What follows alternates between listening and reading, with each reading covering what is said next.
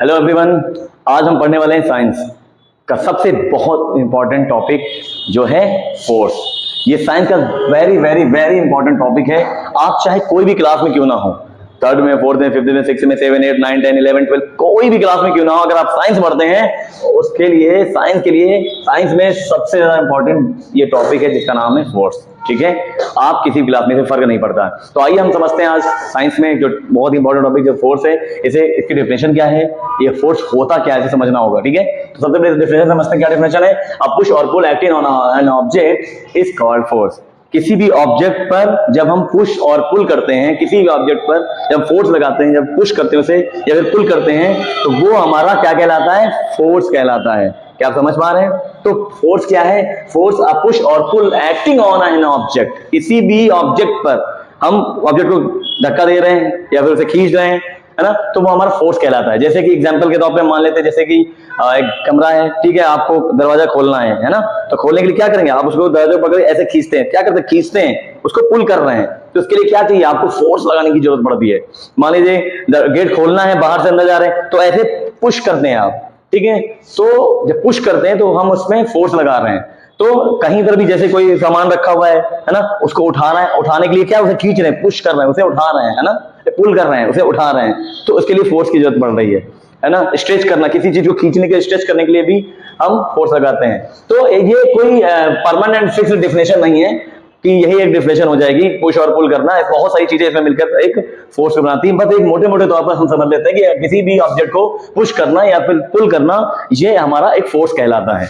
ठीक है, तो फोर्स हम समझ गए। और भी तरीके से समझ लेते हैं, जैसे आप जो है कोई बैग वगैरह उठाते हैं, है ना, किसी को धक्का देते हैं, है ना, और कोई जैसे बैट बॉल खेलते हैं तो बैट उसे रोकने के लिए, फिर उसे मारने के लिए हमें फोर्स की जरूरत पड़ती है। तो ये समझ लीजिए हम फोर्स से हर तरफ से घिरे हुए हैं। जो हमारा जीवन है बिना फोर्स के चल ही नहीं सकता, है ना।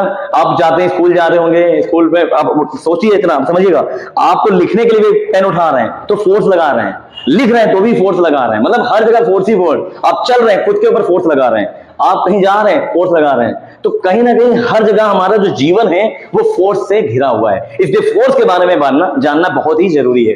तो इसका डेफिनेशन हमने समझ लिया, फोर्स क्या है। फोर्स के डेफिनेशन में पुश और pull acting on an object is called force. किसी भी ऑब्जेक्ट को पुश करना या फिर पुल करना एक फोर्स कहलाता है। ठीक है, ये डेफिनेशन हमने समझ लिया, इसके एग्जांपल हमने समझ लिए। बहुत सारे एग्जांपल आप खुद से भी देख सकते हैं, अपने जीवन में बहुत सारे एग्जांपल होते हैं। ठीक है, एग्जांपल भी हमने समझ लिया, डेफिनेशन समझ लिया, फोर्स क्या होता है हमने ये समझ लिया। तो अब समझते हैं इसका फॉर्मूला क्या होता है। फॉर्मूला होता है F=ma। क्या फॉर्मूला होता है? F=ma। ठीक है, F=ma। F क्या है हमारा?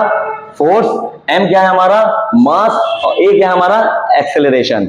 A क्या है? एक्सेलरेशन। मान लीजिए कोई ऑब्जेक्ट है, उसमें मैंने फोर्स लगाया तो क्या होगा? तो वो एक्सेलरेट करेगा। कोई भी ऑब्जेक्ट मान लेते हैं रखा हुआ है, कोई भी ऑब्जेक्ट है ना, उसमें मैंने फोर्स लगाया, जैसे ही फोर्स लगाया क्या हो गया? वो एक्सेलरेट हो गया, आगे बढ़ गया, है ना। तो फोर्स इक्वल टू क्या डेफिनेशन होती है? Mass into acceleration. ये हमारी डेफिनेशन होती है। और इसका जो यूनिट होती है, एसआई यूनिट, फोर्स की जो एसआई यूनिट होती है वो होती है न्यूटन। फोर्स की जो एसआई यूनिट होती है वो न्यूटन होती है। एम क्या है हमें याद रखिए? मास है। और ए क्या हमारा? एक्सेलरेशन। मास का यूनिट क्या होता है? किलोग्राम। एक्सेलरेशन की यूनिट क्या होती है? मीटर पर सेकंड स्क्वायर। तो दूसरी एक और इसकी यूनिट हम बना सकते हैं, क्या होती है? मास का क्या होता है? किलोग्राम। एंड इसका एक्सेलरेशन का क्या होता है? न्यूटन, है ना, न्यूटन पर मीटर स्क्वायर। ये तो kilogram newton per metre square भी हमारी इसकी जो यूनिट होगी फोर्स की, ये भी एक यूनिट में आती है। ठीक है, तो जो एसआई यूनिट है वो हमारे न्यूटन है। और इसका फॉर्मूला ये है। डेफिनेशन हमने समझ लिया है, फोर्स क्या होता है, एग्जांपल समझ लिया है। अब हम समझते हैं कि मान लीजिए, है ना, इसका कैरेक्टरिस्टिक समझते हैं, तो इसका रिजल्टेंट समझते हैं कि मान लीजिए कोई ऑब्जेक्ट है, उसमें more than one force act कर रहा है किसी भी एक बॉडी पर। मान लीजिए कोई बॉडी है, ठीक है, एक ऑब्जेक्ट, उस पर एक से ज्यादा अगर फोर्स काम करें तो क्या क्या इफेक्ट होगा। तो पहले समझते हैं कि if in the same direction, अगर किसी भी ऑब्जेक्ट पर सेम डायरेक्शन में फोर्स लग रहा हो, सेम जैसे ये राइट टू लेफ्ट है ना, सॉरी लेफ्ट टू राइट है, अगर सेम डायरेक्शन में हम फोर्स लगा रहे हो तब क्या फर्क पड़ेगा? तो लिखा है ऐड द फोर्सेस। फोर्स क्या हो जाएंगे? ऐड हो जाएंगे। फोर्स क्या हो जाएंगे? ऐड हो जाएंगे। ठीक है, तो ये सेम डायरेक्शन में फोर्स लग रहा है इसलिए ऐड हो जाएगा। जरूरी नहीं कि यहां से लगाया जाए, यहां से भी फोर्स लगाया जा सकता है। तो मान लीजिए यहां पर फोर्स लग रहा है 10 न्यूटन का और यहां पे फोर्स लगाया जा रहा है, यहां भी यहां 20 न्यूटन का फोर्स लग रहा है। ठीक है, एक ऑब्जेक्ट है जिसके ऊपर 10 न्यूटन का फोर्स लगाया जा रहा है, यहां भी 10 न्यूटन का 20 न्यूटन का फोर्स लगाया जा रहा है। तो इसका जो रिजल्टेंट होगा या फिर नेट फोर्स कहलाएगा, वो क्या कहलाएगा, नेट फोर्स क्या होगा, इन दोनों को ऐड कर देंगे, लिखा ना ऐड द फोर्स, ऐड कर देंगे तो 10 प्लस 20 इक्वल टू 30 न्यूटन। तो इसका रिजल्टेंट क्या आ जाएगा, 30 न्यूटन का। याद रखिए किसी भी ऑब्जेक्ट पर अगर सेम डायरेक्शन में फोर्स लग रहा है, सेम जैसे ये लेफ्ट टू राइट है, ये भी लेफ्ट टू राइट फोर्स लग रहा है, सेम डायरेक्शन फोर्स लगेगा तो जो रिजल्टेंट आएगा, नेट फोर्स जो आएगा वो ऐड हो जाएगा। क्लियर है। और अगर हम बात करते हैं इफ इन अपोजिट डायरेक्शन, अगर अपोजिट डायरेक्शन में फोर्स लगेगा तो सब्ट्रैक्ट द फोर्सेस, तो क्या हो जाएगा, फोर्स सब्ट्रैक्ट हो जाएंगे। तो यहां पे हम देख सकते हैं कि मान लीजिए कोई ऑब्जेक्ट है, ठीक है, मान लीजिए कोई ऑब्जेक्ट रखा, बॉक्स है, कोई भी समझ लेते हैं, ठीक है। इस पर एक शख्स ऐसे फोर्स लगा रहा है 50 न्यूटन का, खूब धक्का मार रहा है ऐसे कस के, किसी और ऐसे ऐसे धक्का लगा रहा है कस के, ठीक है, 50 न्यूटन का फोर्स कस के लगा रहा है। दूसरा शख्स जो है क्या कर रहा है, इधर 40 न्यूटन का फोर्स लगा रहा है, 40 न्यूटन का, और उधर जो अपोजिट, याद रखिए अपोजिट डायरेक्शन में, ये लेफ्ट टू राइट है, वो राइट टू लेफ्ट डायरेक्शन में चेंजेस है ना, अपोजिट डायरेक्शन है। तो अगर अपोजिट डायरेक्शन में फोर्स लगा रहा है तो सब्ट्रैक्ट हो जाएंगे फोर्सेस, जो रिजल्टेंट आएगा यानी नेट फोर्स जो आएगा, नेट फोर्स जो आएगा हमारा वो क्या आएगा, सब्ट्रैक्ट हो जाएगा। यानी 50 माइनस 50 न्यूटन माइनस 40 न्यूटन कितना आ जाएगा, 10 न्यूटन। ठीक है, तो जो इसमें नेट फोर्स लग रहा होगा, जो रिजल्टेंट फोर्स लग रहा है, रिजल्टेंट ऑफ फोर्स भी कितना होगा, वो 10 न्यूटन का होगा। तो इस तरह से हम समझ पाते हैं कि फोर्स क्या होता है। पहले हमने समझा फोर्स क्या है, इसकी डेफिनेशन समझ ली, इसके एग्जांपल हमने समझ लिए। फोर्स का फॉर्मूला क्या होता है, ये होता है, ठीक है, और फोर्स की एसआई यूनिट होती है न्यूटन, और जो फॉर्मूला एम और ए है, इसमें क्या है, एम फॉर मास होता है, ए फॉर एक्सेलरेशन होता है। ठीक है, तो हमने समझ लिया, डिफरेंस समझ लिया। एक चीज हमने आपको नहीं बताई, वो है फोर्स क्या है, force is a vector quantity. Force के लिए हमें डायरेक्शन की भी जरूरत पड़ती है, मैग्नीट्यूड से काम नहीं चलेगा। अब हम कहीं भी फोर्स लगा रहे हैं, ऐसा थोड़ी हो सकता है, हमें एक डायरेक्शन, किसी डायरेक्शन में फोर्स लगाना होगा।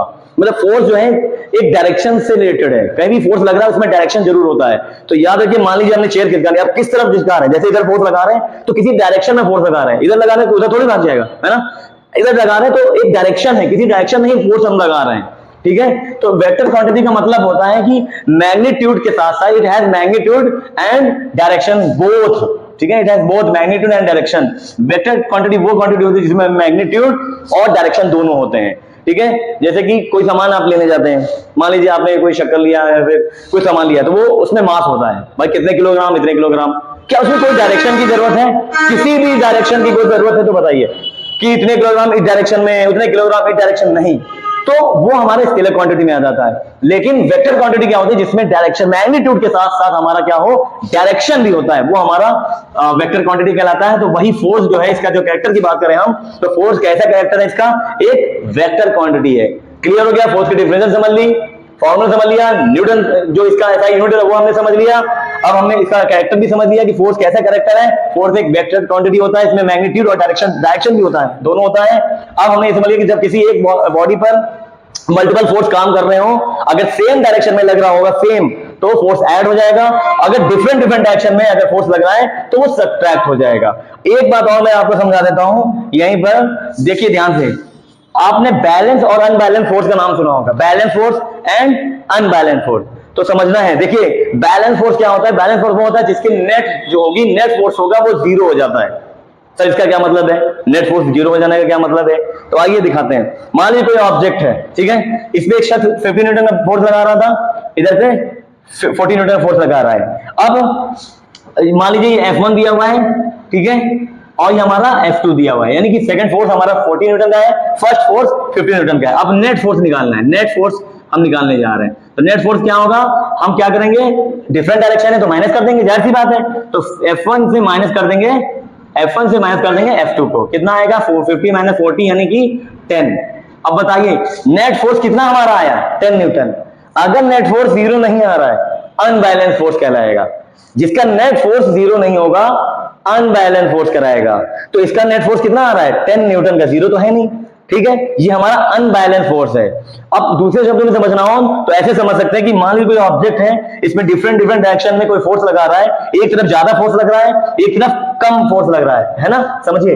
तो जाहिर सी बात है, क्या बैलेंस बन रहा है दोनों का? बैलेंस तो बन ही नहीं रहा है, तो अपने आप नहीं समझ में आ रहा कि ये अनबैलेंस फोर्स है, ये अनबैलेंस हो जाए, डिसबैलेंस हो रहा है, तो इसलिए ये अनबैलेंस फोर्स कहलाएगा। दो तरीका समझने का, पहला ये कि किसी ऑब्जेक्ट पर डिफरेंट तरह के डायरेक्शन में अलग अलग फोर्स लगाए जा रहे हो, ऑब्जेक्ट पर अलग अलग फोर्स लग रहा है, सेम फोर्स नहीं लग रहा है, एक तरफ 50 है एक तरफ 40 है, तो अलग अलग फोर्स लग रहा है, यानी कि अपने आप में अनबैलेंस लग रहा है, इसलिए ये अनबैलेंस फोर्स होगा। इसकी डिफिनेशन समझ सकते हैं, इसके क्या होगी, जिसका नेट फोर्स हमारा जीरो नहीं होगा, ये जीरो नहीं है, 10 न्यूटन है, ये अनबैलेंस फोर्स होगा। तो सर बैलेंस फोर्स क्या होगा? सिंपल, इसी का उल्टा कर दीजिए, जिसका नेट फोर्स क्या आ जाए, जीरो हो जाए। तो मान लीजिए एक ऑब्जेक्ट था यहां पर, उसमें एक ऑब्जेक्ट है, उसपे 50 न्यूटन का फोर्स लगा रहे हैं, एक ऑब्जेक्ट उसपे 50 न्यूटन का फोर्स लगा रहे हैं, जैसे F1 मान लिया। अब डिफरेंट डायरेक्शन में उधर से भी कोई 50 न्यूटन का फोर्स लगा रहा है, वो F2 है, ठीक है, F2 कोई डिफरेंट डायरेक्शन में फोर्स लगा रहा है। हमारा नेट फोर्स कितना होगा, फटाफट से निकालेंगे, नेट फोर्स क्या आ जाएगा, F1, ठीक है, माइनस F2। अब बताइए मुझे, F1 कितना है 50, माइनस F2 कितना है 50, दोनों सब्ट्रैक्ट कर दिए, क्या आ जाएगा, नेट फोर्स जीरो। तो इसका क्या मतलब है, नेट फोर्स जीरो, 50 जीरो, तो नेट फोर्स जिसका जीरो है वो बैलेंस फोर्स होता है। ऐसे भी समझ सकते हैं कि किसी भी ऑब्जेक्ट पर डिफरेंट डायरेक्शन में सेम फोर्स लग रहे हो, तो जाहिर सी बात है वो ऑब्जेक्ट को बैलेंस बनाकर रखे हुए हैं, तो ये हमारा बैलेंस फोर्स कहलाएगा। अब हम पढ़ने वाले हैं डिफिनेशन समझ, न्यूटन सब कुछ हमने समझ लिया मोटे मोटे तौर पर, ठीक है।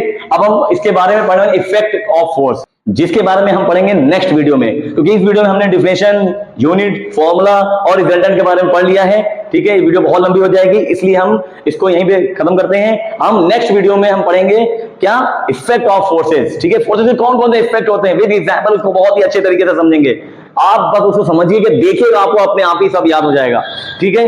तो ज्यादा मेहनत करने की जरूरत नहीं, सिर्फ अच्छे तरीके से याद हो जाएगा। और उसके बाद हम पढ़ने वाले न्यूटन्स लॉ, जो कि बहुत बहुत ज्यादा इंपॉर्टेंट है। न्यूटन्स लॉ के बारे में हम लोग पढ़ेंगे, इसलिए आप बने रहिए। आप जो है इस वीडियो को जरूर लाइक करिएगा, शेयर करिएगा, सब्सक्राइब करिएगा, और मिलते हैं हम नेक्स्ट वीडियो में इफेक्ट ऑफ फोर्सेस के साथ में। थैंक